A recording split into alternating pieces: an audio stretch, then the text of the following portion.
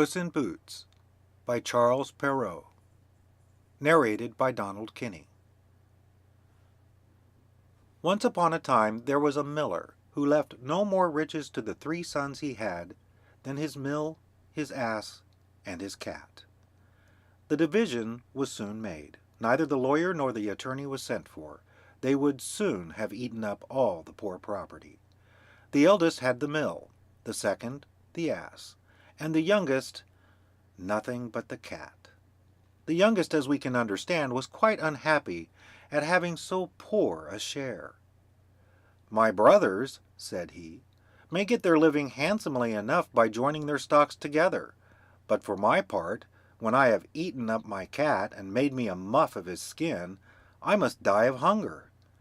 The cat, who heard all this, without appearing to take any notice, said to him with a grave and serious air, "Do not thus afflict yourself, my master. You have nothing else to do but to give me a bag and get a pair of boots made for me, that I may scamper through the brambles, and you shall see that you have not so poor a portion in me as you think."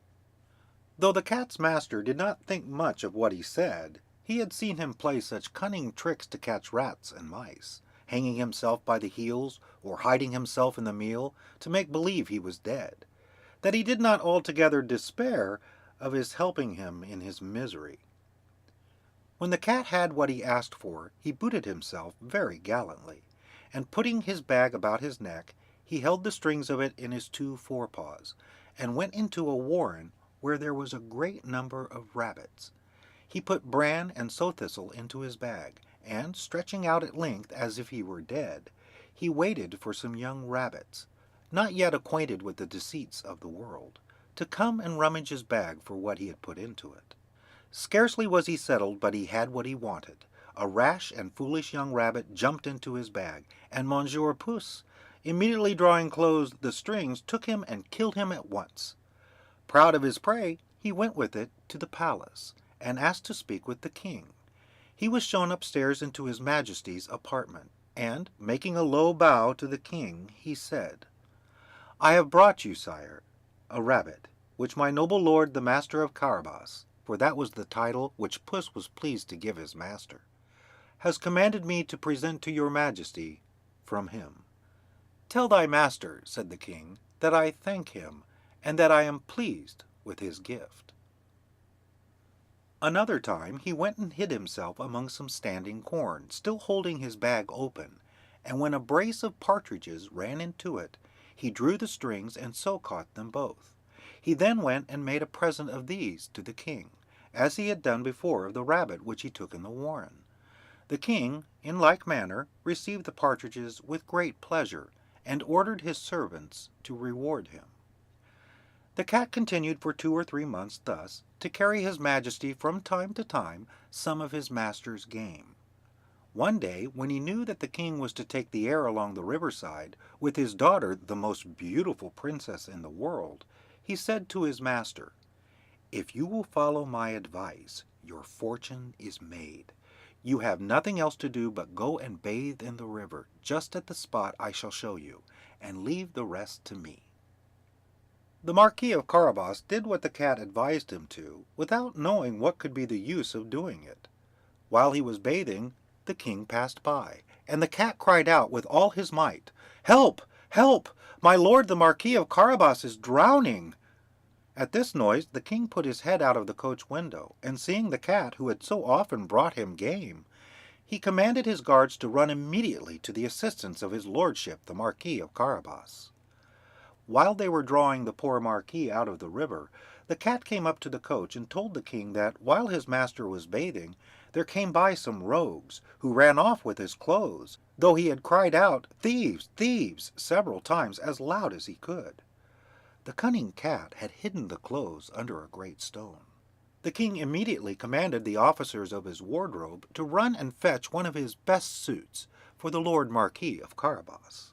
The king was extremely polite to him, and as the fine clothes he had given him set off his good looks, for he was well made and handsome, the king's daughter found him very much to her liking, and the Marquis of Carabas had no sooner cast 2 or 3 respectful and somewhat tender glances Then she fell in love with him to distraction.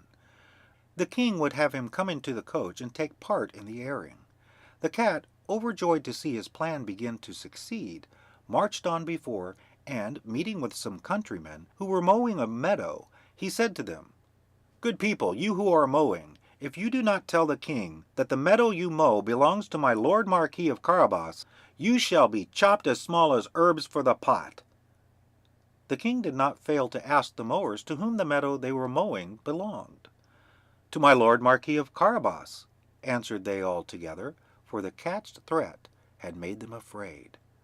"You have a good property there," said the king to the Marquis of Carabas. "You see, sire," said the Marquis, "this is a meadow which never fails to yield a plentiful harvest every year." The master cat, who went still on before, met with some reapers, and said to them, "Good people, you who are reaping, if you do not say that all this corn belongs to the Marquis of Carabas, you shall be chopped as small as herbs for the pot." The king, who passed by a moment after, wished to know to whom belonged all that corn, which he then saw. "To my lord Marquis of Carabas," replied the reapers, and the king was very well pleased with it, as well as the Marquis, whom he congratulated thereupon. The master cat, who went always before, said the same thing to all he met, and the king was astonished at the vast estates of my lord Marquis of Carabas. Monsieur Puss came at last to a stately castle, the master of which was an ogre, the richest ever known, for all the lands which the king had then passed through belonged to this castle. The cat, who had taken care to inform himself who this ogre was and what he could do, asked to speak with him, saying he could not pass so near his castle without having the honor of paying his respects to him. The ogre received him as civilly as an ogre could do, and made him sit down. "I have been assured," said the cat, "that you have the gift of being able to change yourself into all sorts of creatures you have a mind to, that you can, for example, transform yourself into a lion, or elephant, and the like?" "That is true," answered the ogre roughly, "and to convince you, you shall see me now become a lion." Puss was so terrified at the sight of a lion so near him that he immediately climbed into the gutter, not without much trouble and danger because of his boots, which were of no use at all to him for walking upon the tiles. A little while after, when Puss saw that the ogre had resumed his natural form, he came down, and owned he had been very much frightened. "I have moreover been informed," said the cat, "but I know not how to believe it, that you have also the power to take on you the shape of the smallest animals, for example, to change yourself into a rat or a mouse. But I must own to you I take this to be impossible." "Impossible!" cried the ogre. "You shall see." And at the same time he changed himself into a mouse, and began to run about the floor. Puss no sooner perceived this than he fell upon him and ate him up. Meanwhile the king, who saw as he passed this fine castle of the ogres, had a mind to go into it. Puss, who heard the noise of his majesty's coach coming over the drawbridge, ran out and said to the king, "Your majesty is welcome to this castle of my lord Marquis of Carabas." "What, my lord Marquis?" cried the king, "and does this castle also belong to you? There can be nothing finer than this courtyard, and all the stately buildings which surround it. Let us see the interior, if you please." The Marquis gave his hand to the young princess, and followed the king, who went first. They passed into the great hall, where they found a magnificent collation, which the ogre had prepared for his friends, who were that very day to visit him, but dared not to enter, knowing the king was there.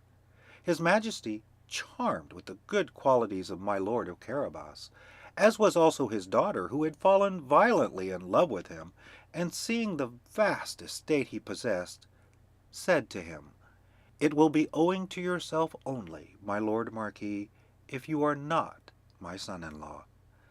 The Marquis, with low bows, accepted the honor which his majesty conferred upon him, and forthwith, that very same day, married the princess.